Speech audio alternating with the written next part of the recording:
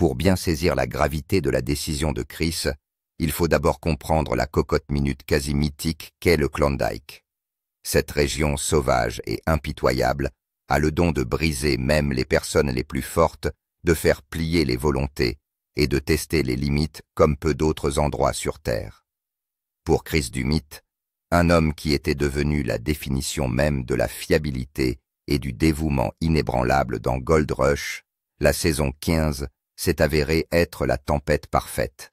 Une tempête qui allait finalement redéfinir sa relation avec l'or et l'empire qu'il avait aidé à construire. Il ne s'agissait pas d'une saison comme les autres, mais d'une attaque en règle contre la réalité motivée par l'objectif le plus audacieux de Parker Schnabel à ce jour. Une semaine d'enfer. Brennan s'est vraiment bien débrouillé avec cette petite plante. Cette semaine, elle nous donne 487 grammes. Ces moments de triomphe fugaces masquent à peine la tâche monumentale qui les sous-tend. Parker ne voulait pas seulement extraire de l'or. Il voulait extraire une quantité si énorme qu'elle ressemblait à une anomalie statistique, à une faute de frappe stupéfiante d'X 1000 onces. Ce chiffre stupéfiant correspond à plus de 600 livres d'or pur d'une valeur estimée à près de 20 millions de dollars. Pour atteindre un chiffre aussi élevé, il ne suffit pas de travailler dur. Il faut réaliser l'impossible. Et le poids écrasant de cette impossibilité a pesé de tout son poids sur les épaules de Chris Dummit. C'est ironique, si l'on considère l'ampleur de l'opération. Dans un monde d'excavatrices colossales, d'installations de lavage gargantuesques et d'opérations de terrassement massives, l'ensemble de l'entreprise de plusieurs millions de dollars repose en fin de compte sur les minuscules particules scintillantes récupérées à la toute fin du processus. Cette dernière étape critique était le domaine sacré de Chris, la salle de l'or. Dans des circonstances normales, la gestion du nettoyage d'une voire de 2 stations de lavage est un travail exigeant et méticuleux. Il faut un œil d'aigle des mains sûres et une connaissance encyclopédique de la manière d'éviter les pertes.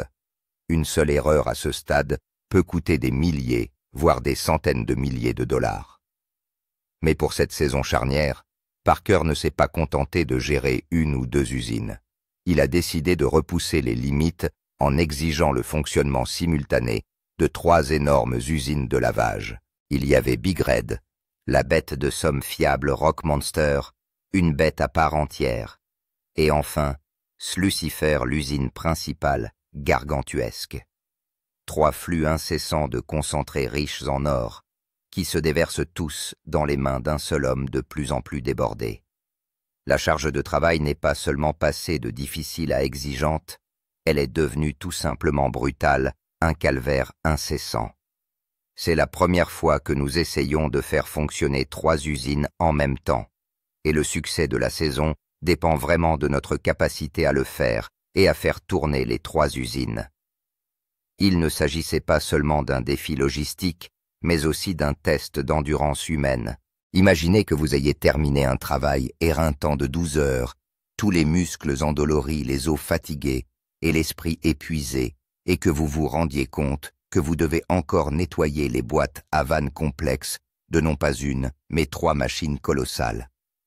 Il ne s'agit pas simplement de rincer la saleté.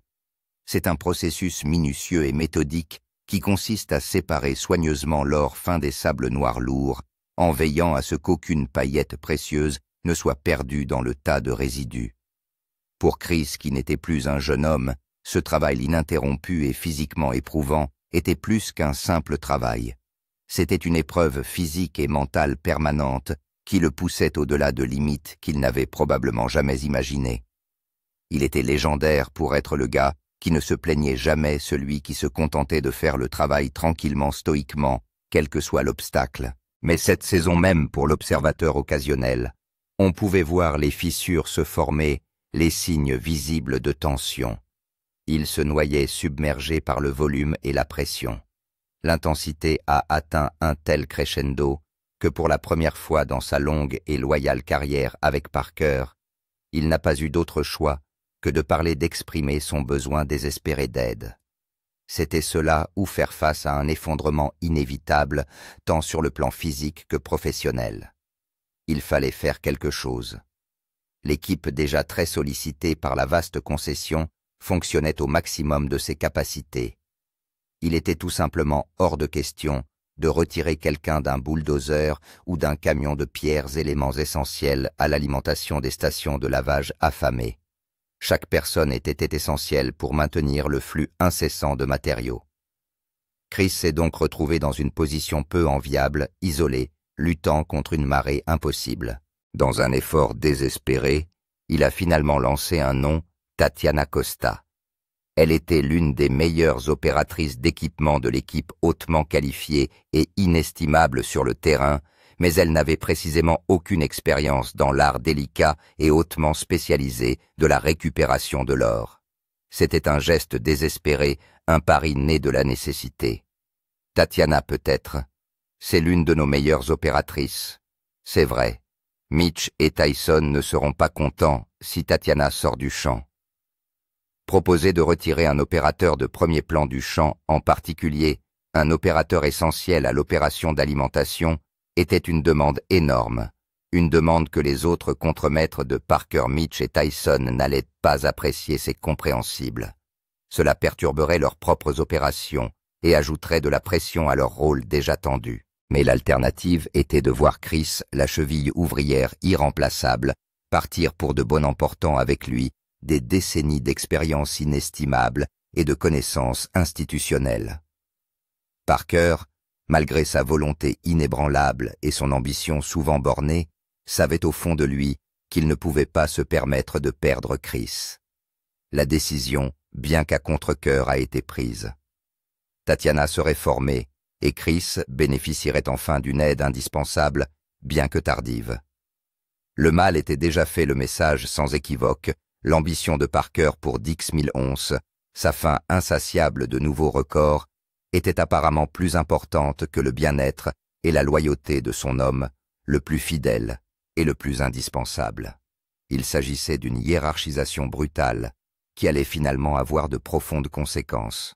Pour comprendre pourquoi le départ de Chris Dumit est si important, bien plus qu'un simple changement d'équipe, il faut savoir qui il est et la valeur unique et multiple qu'il a apportée à l'opération. Il n'était pas un simple membre de l'équipe, un rouage de la machine. Il était par essence l'ingrédient secret, l'élément discret mais absolument crucial à l'origine de l'incroyable, voire de la presque incroyable réussite de Parker. Tout doit être nettoyé dans la mine d'or. Je ne peux pas le faire. Je ne peux pas. Ces sentiments répétés soulignent son engagement en faveur de la précision et de l'efficacité, une norme qu'il estimait compromise. Le plus étonnant, c'est que Chris Dumit n'était même pas un chercheur d'or à l'origine. Il est entré dans ce monde difficile presque par hasard, en traçant son propre chemin.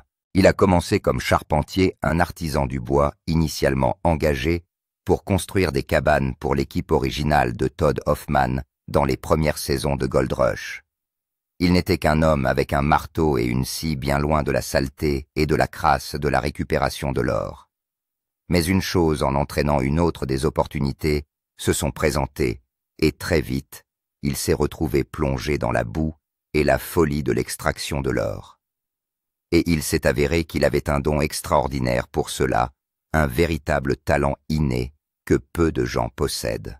Lorsqu'il a finalement rejoint l'équipe naissante de Parker au cours de la saison 4, tout s'est mis en place, créant une synergie qui allait remodeler le paysage de l'extraction de l'or à la télévision. Parker était le jeune prodige fougueux, débordant de grandes idées et d'une ambition implacable, une force de la nature animée par un désir presque obsessionnel de réussir.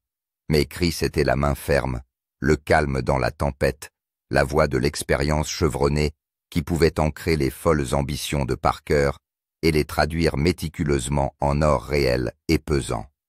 Son travail minutieux, presque obsessionnel dans la salle d'extraction de l'or, n'était pas seulement une question de propreté. Il s'agissait de maximiser la récupération, de s'assurer que chaque once possible, chaque grain étincelant était capturé. Ce dévouement méticuleux a permis à Parker de battre des records, année après année, le transformant d'un nouveau venu prometteur en un titan de l'industrie. Si Chris n'avait pas veillé à ce que chaque once possible soit récupéré, les légendaires totaux d'or de Parker n'existeraient tout simplement pas. Ils ne représenteraient qu'une fraction de ce qu'ils sont devenus. Chris ne se contentait pas de nettoyer l'or. Il s'employait activement à maximiser les profits, transformant une opération risquée et à forte intensité de capital en une machine à gagner de l'argent finement réglée et très efficace. Mais soyons réalistes. La valeur de Chris Dumi va bien au-delà des chiffres impressionnants d'une balance ou des marges bénéficiaires qu'il a contribué à garantir. Il était dans un sens profond le ciment qui maintenait l'ensemble de l'opération chaotique et sous haute pression. Avec 2 usines, je pourrais le faire, mais nous sommes dispersés. Bob est par ici et Red par là. Et je déteste me plaindre, mais c'est la réalité. Je ne peux pas en faire 3. Son aveu candide n'était pas une plainte, c'était un constat, une reconnaissance des limites humaines dans un environnement de plus en plus exigeant. L'extraction de l'or, en particulier à l'échelle où opère Parker, est une véritable cocotte minute. Les heures de travail sont longues et épuisantes. Les conditions météorologiques brutales et imprévisibles. Les pannes d'équipement constantes qui menacent de tout faire dérailler. Et un patron qui n'exige rien de moins que la perfection, un engagement inébranlable envers l'objectif ultime. Dans un environnement aussi instable et chaotique, les esprits s'échauffent souvent, les disputes éclatent, et le moral peut sombrer plus vite qu'un rocher dans un étang. Au milieu de ce maelstrom, Chris a toujours été le calme dans la tempête, la présence rassurante.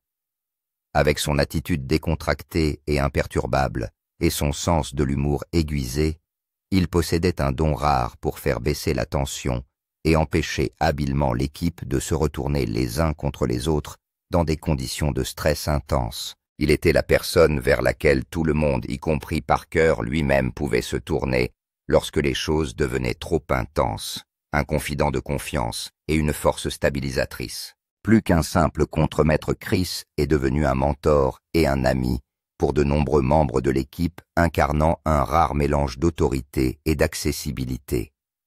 Au fil des ans, son rôle a considérablement évolué, le transformant en un décideur clé dont Parker respectait profondément le jugement.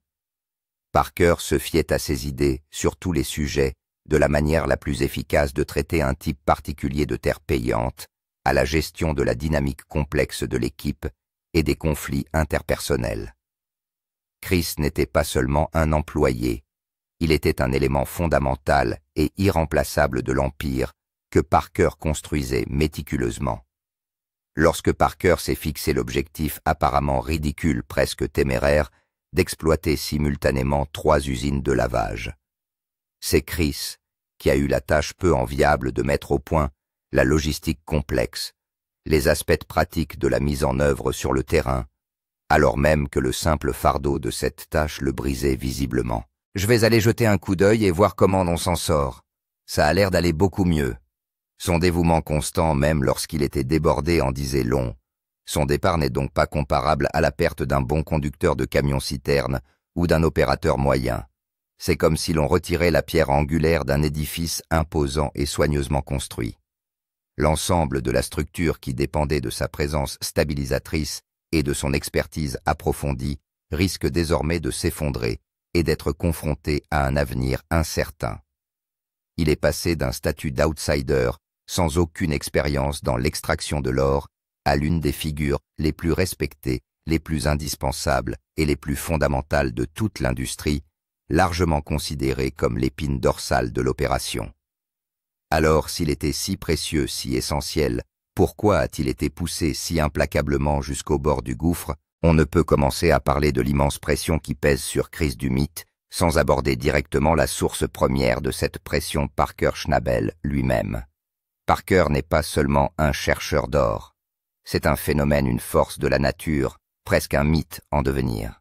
Né au milieu des années 90 dans la petite ville accidentée de Haines en Alaska, il a pratiquement été élevé dans la poussière et le grondement d'une mine d'or. Son grand-père, le légendaire John Schnabel, dirigeait la mine Big Nugget, une institution en soi. Alors que d'autres enfants étaient plongés dans les jeux vidéo et les activités typiques de l'enfance Parker, apprenaient les subtilités de la conduite des bulldozers et des excavateurs massifs, ses mains façonnant un destin lié aux machines lourdes et à l'attrait de l'or. Il s'agit d'un véritable défi pour Parker.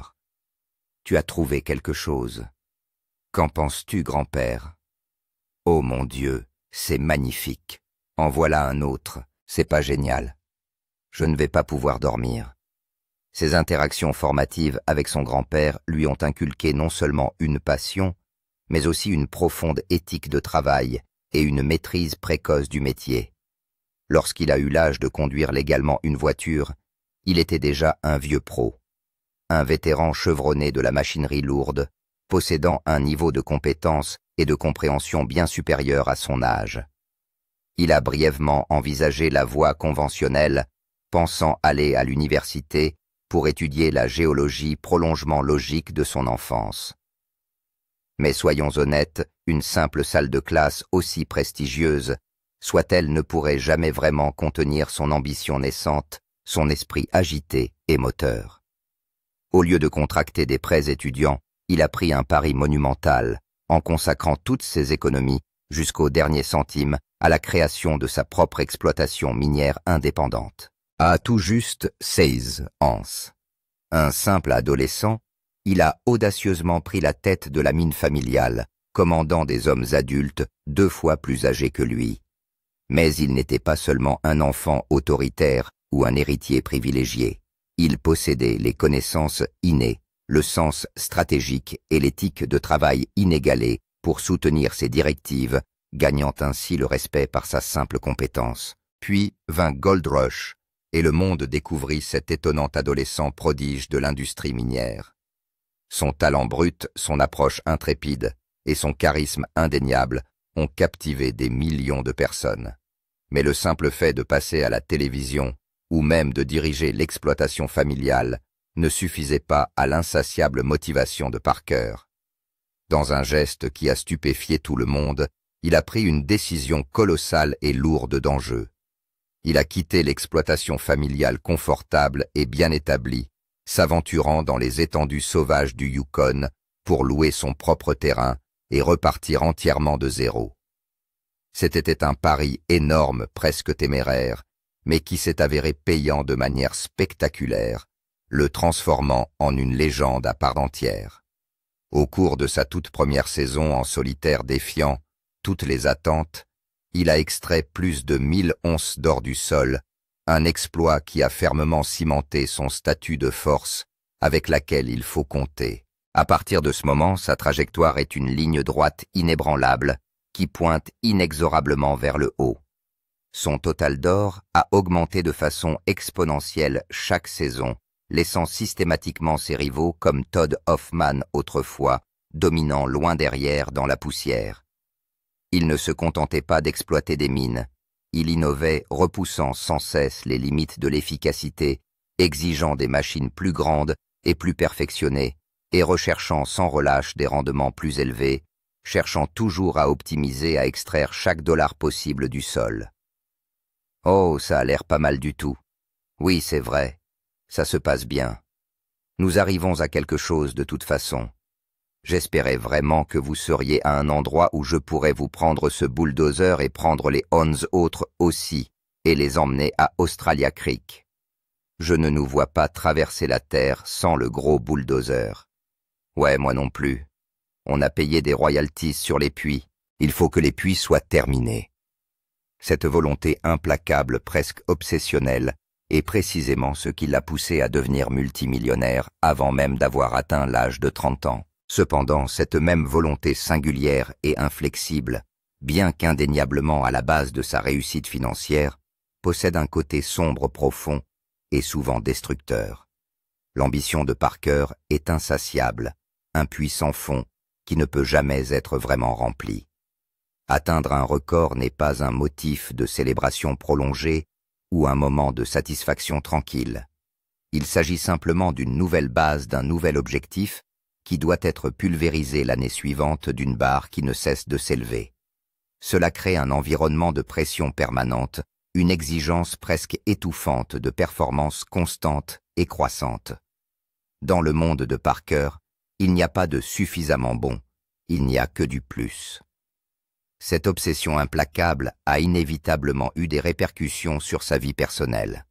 Sa relation très médiatisée avec l'infirmière vétérinaire australienne Ashley Yule, qui est même apparue dans l'émission, s'est finalement effondrée. Parker lui-même a candidement admis qu'il n'arrivait pas à concilier les exigences de son travail dévorant et les besoins d'une vie personnelle. Pour Parker, l'exploitation minière passe toujours sans équivoque en premier, une priorité inébranlable qui éclipse tout le reste. C'est cette concentration sans faille, presque monomaniaque, qui l'a conduit à atteindre l'objectif apparemment impossible des 10 000 onces. Pour lui, il ne s'agissait pas d'un objectif insensé brisant l'équipage ou même irresponsable. Il s'agissait simplement de la prochaine étape logique d'une progression tout à fait rationnelle dans son implacable ascension vers le sommet de la réussite dans l'extraction de l'or. Il est tellement concentré sur ce sommet lointain, tellement obnubilé par les chiffres et le prix ultime, qu'il lui arrive parfois tragiquement de ne pas voir les personnes bien réelles en chair et en os, qu'il pousse à atteindre cet objectif. Des personnes comme Chris, qui lui ont donné des années de loyauté inébranlable, de travail acharné et de sacrifices personnels profonds, souvent inavoués. Mais les chiffres, lorsqu'ils sont véritablement analysés, révèlent un schéma bien plus complexe et choquant, un récit tissé de fils de limites humaines et du coup d'une ambition sans limite. Chris Dumit a-t-il vraiment quitté l'exploitation aurifère la plus prospère de la télévision simplement parce qu'il était fatigué? La réponse courte, comme le suggère fortement le récit précédent, est un non catégorique. La véritable raison est bien plus compliquée, bien plus profondément humaine et bien moins acceptable pour un public de télévision de masse. Il ne s'agissait pas d'une chose unique et isolée, d'un point de rupture facilement identifiable. Il ne s'agissait pas seulement de l'objectif des 10 000 onces ou de la pression sans précédent que représentait la gestion simultanée de 3 usines de lavage massive, même si ces éléments ont certainement été d'immenses catalyseurs. Il s'agissait plutôt du poids écrasant et cumulatif de tous les éléments combinés. Une combustion lente et insidieuse du stress accumulé, de l'épuisement physique et de la tension émotionnelle qui a finalement atteint son inévitable point d'ignition explosif. L'or est aligné là-dedans. Il y a de l'or par ici. C'est peut-être beaucoup de travail, mais peut-être que ces riffs fonctionnent. De telles déclarations, bien qu'apparemment positives, masquent l'incroyable effort nécessaire pour réaliser des gains même mineurs dans de telles conditions. Parker a jeté 2000 onces cette année. Je pensais que 1000 était difficile. Nous allons avoir besoin de très bons nettoyages à chaque fois. Cette escalade, ce dépassement constant des limites, est la réalité quotidienne à laquelle Chris est confronté. Relions les points entre eux pour mieux comprendre la trajectoire qui a conduit au départ de Chris. Pendant des années, Chris a été le professionnel discret, le pilier inébranlable de l'équipe qui a toujours fait preuve de précision et d'efficacité. Il n'a pas seulement aidé Parker à passer du statut de jeune homme prometteur à celui de titan, de l'extraction de l'or, un nom synonyme de succès inégalé. Pensez aux chiffres astronomiques qui définissent l'ascension fulgurante de Parker. Saison 5, plus de 2500 onces. Saison 7, plus de 4300 onces. Saison 8, plus de 6200 onces. Il ne s'agit pas de chiffres arbitraires. Ces totaux phénoménaux ne sont tout simplement pas possibles sans un maître artisan, un virtuose qui supervise et optimise méticuleusement chaque once récupérée dans la salle d'or. Vous nous aviez fixé un objectif de 5000 onces. Vous avez réussi. Vous avez lancé un but de 7000 onces. Notre total pour la saison est de 7381,1 $. Chris a directement contribué à générer des dizaines voire des centaines de millions de dollars de revenus et de bénéfices pour l'entreprise de Parker. Pourtant, lorsque Parker a décidé de poursuivre son objectif le plus extrême et le plus audacieux en repoussant les limites de ce qui était physiquement et humainement possible, c'est Chris, la figure loyale et fondatrice, qui a finalement été placé dans une position impossible, forcé de travailler jusqu'au point de rupture absolue, sa santé et son bien-être étant secondaires par rapport à la grande ambition.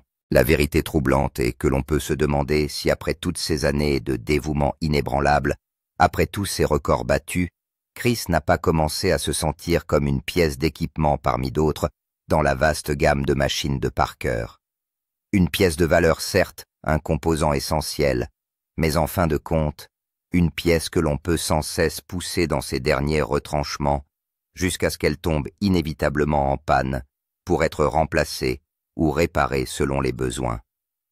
La décision d'engager Tatiana comme assistante, bien qu'elle semble être une solution à sa charge de travail immédiate, est aussi une validation brutale et douloureuse du problème que Parker a lui-même créé. C'était reconnaître que Chris avait été poussé au-delà de toutes les limites raisonnables, admettre tacitement que son bien-être n'était qu'un pis-aller. Pour un homme comme Chris, qui accordait une grande importance à la loyauté, au respect mutuel et au sens de l'objectif commun, la pilule a dû être incroyablement dure à avaler. Elle a envoyé un message clair et glaçant l'objectif numérique. La cible abstraite était tout ce qui comptait vraiment, et non les personnes en chair et en os, les individus loyaux qui sacrifiaient leur corps et leur esprit pour l'atteindre. Il ne s'agissait pas d'une décision rapide, prise dans le feu d'une saison particulièrement difficile, d'un moment de frustration. C'est l'aboutissement d'années d'épuisement accumulé à la fois physique et mental. C'est l'histoire silencieuse, souvent invisible d'un homme qui regarde honnêtement son avenir, qui pèse les immenses sacrifices et les rendements décroissants, et qui se pose une question fondamentale. Cela en vaut-il encore la peine? Tyson a donc des résidus très grossiers, mais il a probablement 7 ou 8 tonnes de roches au-dessus de ce tuyau qui balaie pour ne pas être écrasé.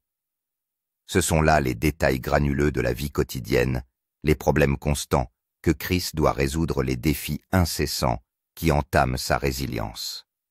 Une nouvelle saison signifiait un nouveau cycle de stress incessant, la poursuite d'un nouveau chiffre impossible pour l'héritage de quelqu'un d'autre, l'évaluation constante du coût personnel par rapport aux récompenses extérieures.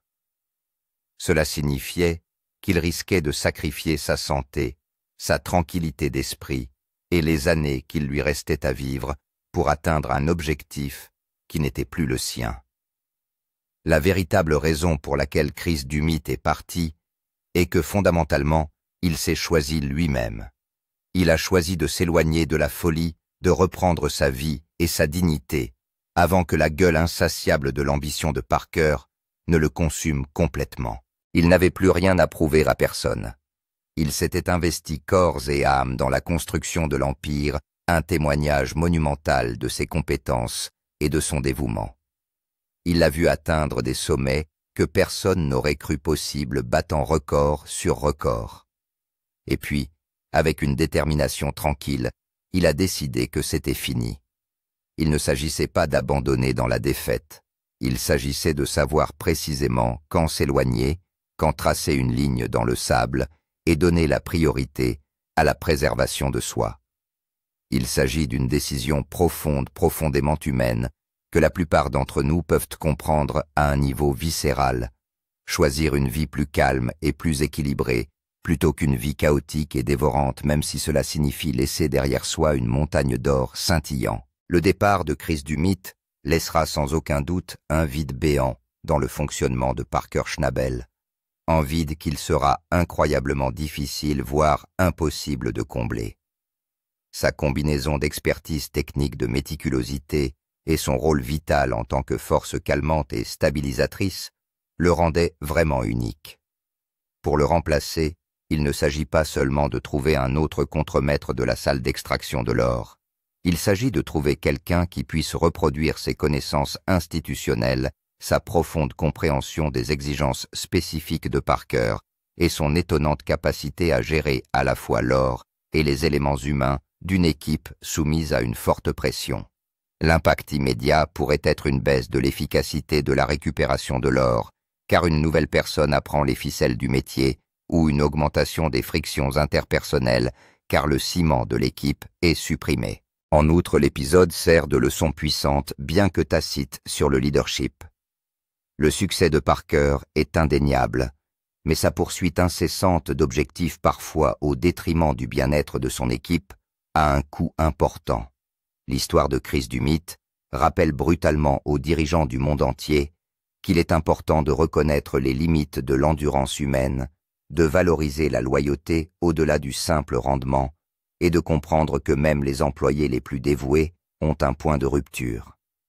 Cela soulève la question cruciale de savoir si une organisation peut vraiment être durable si elle s'appuie sur le fait de pousser continuellement ses actifs les plus précieux au-delà de leur point de rupture.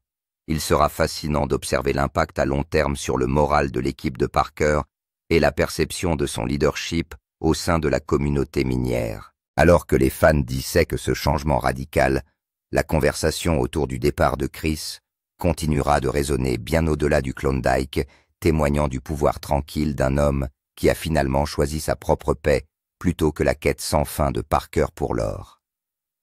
Chris Dumit a-t-il été victime de l'ambition de Parker d'une volonté implacable, ou a-t-il simplement encaissé ses jetons au bon moment après avoir fait tout ce qu'il pouvait et choisi une voie différente pour lui-même? Les réponses se trouvent peut-être